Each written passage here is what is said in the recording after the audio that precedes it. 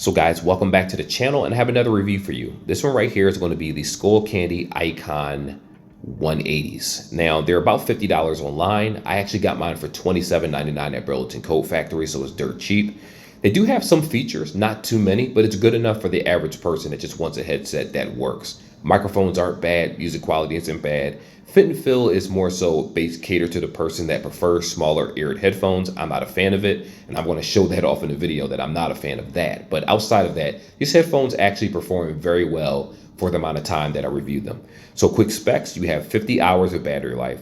You do have rapid charge, so 10 minutes will give you about 4 hours of listening time, which is not bad at all. You have clear voice smart microphones, which I'll admit, they are very clear. I didn't expect that. You have Google Fast Pair. Basically, if you're signed into a Google account, it'll automatically, while it's in sync mode, try to link to whatever device you're using, at least for Android users. For Apple users, you just go to the regular Bluetooth settings and sync it, which you can do the same thing with either or, but it's a little bit easier to sync with Android users. You have call, track, and volume controls on the outside of it, which I'll show you that section in a little bit. You do have 5 custom EQs. Some are presets. One of them, you can actually do it yourself with, you can change the bass and all that stuff. So for the music lover out there that wants to customize the EQ themselves, it is here. You have a low latency audio mode and a high one where basically gaming mode and a video mode that's dedicated. Bluetooth 5.3, it is USB-C, and a 3.5 aux cable actually comes with it inside of the box along with the charger cable. So with that being said, this is a full package. Now keep in mind these are $50. You can find them for cheaper on Amazon if they're on sale, or in Burlington, but it has some drawbacks. Mine actually came damaged, so I'm going to show you that in the next section. But with that being said, timestamps in the description. Let's get right into this video.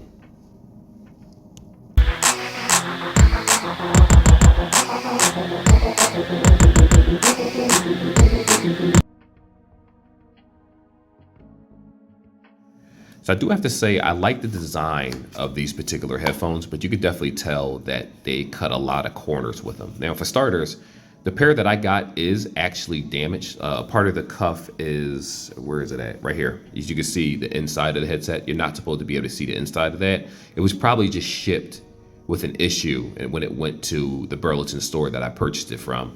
But it didn't actually hinder the quality of sound or anything like that. So I am going to go ahead and see if I can get them switched out if they have another pair. Otherwise, I'll just take them back and, go to another Burlington. But like I said here, you have the hinges right here, which is pretty nice. I like that. You do have the side of it, which, I like how this looks, even though it's really cheap looking with the cheap plastic. The downside is that the cable is right here when you pull this out, which, to be honest, they should have had a shield right here so the cord wouldn't be exposed, because if it's raining outside, I don't have faith that that's not going to get damaged over time. Another interesting thing is that if you look at the box, it acts like it has some type of resistance to weather, but it doesn't actually tell you on the website whether it's IPX4 or IPX5 or anything. So I'm going to go ahead and say that they're not really water resistant. I haven't tried it personally, like to just jump into the rain or anything, but I have been outside in the last couple of days for inclement weather, and it survived just fine. So there's that. You do have this little soft part right here, which is comfortable enough, but because these are so tight, I just feel like they're not the most comfortable. Not to mention, with small cuffs, I'm not a fan of small cuff headphones. I like the bigger ones because it fits over the ears. It's comfortable for long periods of travel. With this one, it kind of slips off my ear. Like if I have to adjust one side, the other side is constantly moving. It sits on my ear itself and presses on it. It doesn't really feel that comfortable. The cushions are nice. The cushions are comfortable. It's just that I don't feel like it's really catered to people that have medium to larger size ears. This is more of a headset for a smaller ear person. To be honest with you, children and smaller adults would be better for something like this because it's so portable and it's so lightweight. But I mean, it's okay for what it does, though. Again, I don't know, man. It has some good features. Don't get me wrong. If you watch the rest of this video, it actually does have some good features. It's just that, when you get to the design, see how that cord is exposed right here, I just really don't like that. I feel like these are going to break very easily for certain people. Look at that. This piece is already pinching the cord, and you can see it bent a little bit inside of here. So any more wear and tear, and it's going to short out. So I don't see them surviving with longevity if you don't really do a good job of taking care of them. But another thing is that you do have your USB-C, just a charger port, and then you do have a 3.5 jack if you don't want to use the Bluetooth aspect, which is a good thing. So outside of that, I think anyone that purchases it, you will like this headset because you're getting it for the lightweight and how small it is. So if you're in that demographic, it's perfectly fine. But for me, I prefer the bigger cuff headphones, so I'll just leave it like that.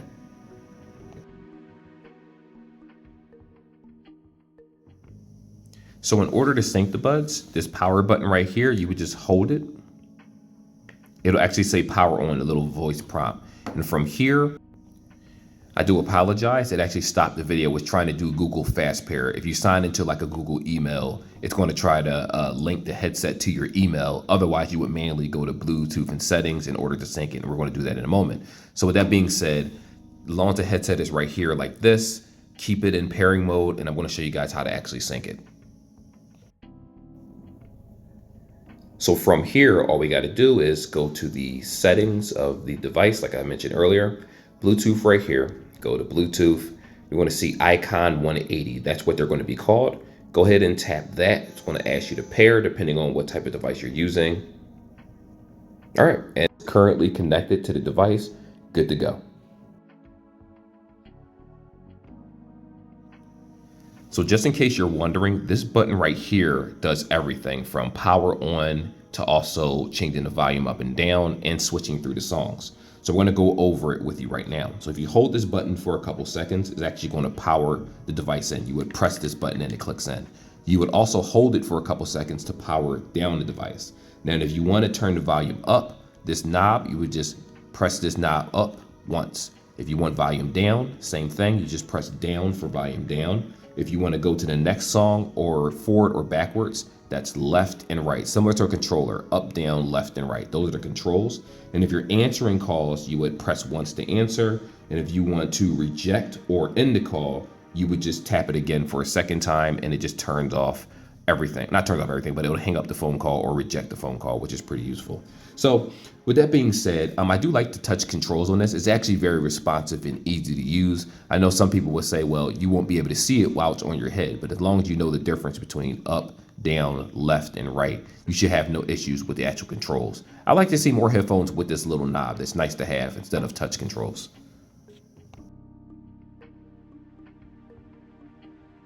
So I'm going to word the music quality this way where it makes sense to people that are used to Skullcandy and people that are new to Skullcandy.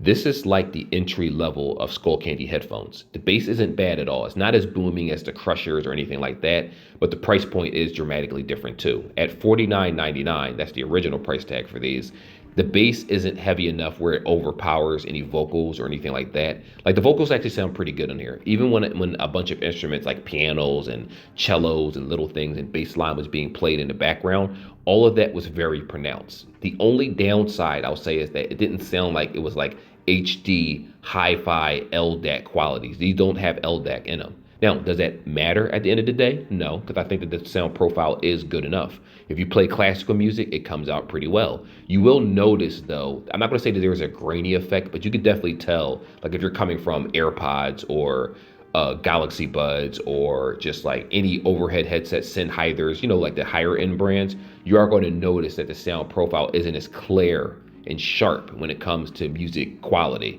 Like even if I use FL Studio, I noticed that some of the sounds that I was trying to create, it sounded the way I wanted to, but the sharpness wasn't quite there. You would need to go up in quality in terms of price tag for Skullcandy to get a better sound profile, which is expected. But for $50, this is really, really good. I'll say that they outperform a lot of JLab headphones. Even though JLab has gotten better over the years, I got to do some of their over-the-heads as of recent, but this is still a really good profile for music. Now, it doesn't have ANC, unfortunately. There's no transparency mode, which to be honest, they could have thrown in a cheap ANC and a cheap transparency mode to kind of give it a $50 price tag to make it a real competitor for, other companies that are trying to lower their products. I think they should have done that, but they didn't. But that 50-hour battery life does make a difference. I know I'm talking about everything except for the music quality, but it's good. Like I said before, it sounds really good. Like any song that I play from R&B to rock to rap, whether I played it on the Steam Deck, used Play Ender Lilies, Ender Magnolia, Hollow Knight Silk Song. I say these games because they tend to have soundtracks in the background along with really deep and depth sound effects, and there wasn't any lag latency with that. Call of Duty shooting, Resident Evil, footsteps, everything sounds just fine. On top of that, the microphones are good too. So again, the sound profile is good enough for anyone that gets it. I don't think that you'll complain about it whatsoever. The only thing you might complain about is the fit and feel, which I mentioned earlier, because the cuffs are kind of small. But yeah, it's not a bad buy, especially if you can get it at a discount like I did. I'm actually talking to you guys on the Icon 180s. I'm indoor in a more controlled area. And I have to say, after listening to the recording and re-recording just to make sure that I got the proper setting, these sound pretty good for the asking price. They're 50 bucks regular. Like I said, I got them for $27.99. And these are some actually very clean microphones, especially when you're talking to somebody else. I'm actually recording in the Samsung recorder, which you have a Bluetooth option to use the microphones when available, and it'll actually let you know which mics are being recorded whenever you use a headset. And the Icon 180 is not bad. Now, the drawback to any headset is that when you go outside, whether you're in the subway or you're underground, loud noises near construction, people aren't really going to be able to hear you talking on this headset. Another issue is that when the wind blows, again, this is a common issue that many headphones have. If it hits the receiver, the microphones, the person that you're talking to, it's going to probably say they can't really hear you. That's what I went through with my wife. But the moment I got into a much nicer area with less winds blowing or indoors, it was perfectly fine. So just kind of keep that in mind. So if you're traveling the subways and you're having a full-blooded phone conversation, you might have to actually take your headset off and just use the manual speaker on the phone itself. But again, if you're at home, if you're in your private office, if you're just walking around, cooking dinner, TV is in the background and stuff, as long as it's a controlled area, the mics still seem pretty strong, which is a plus for me. And for the asking price, that's not bad at all.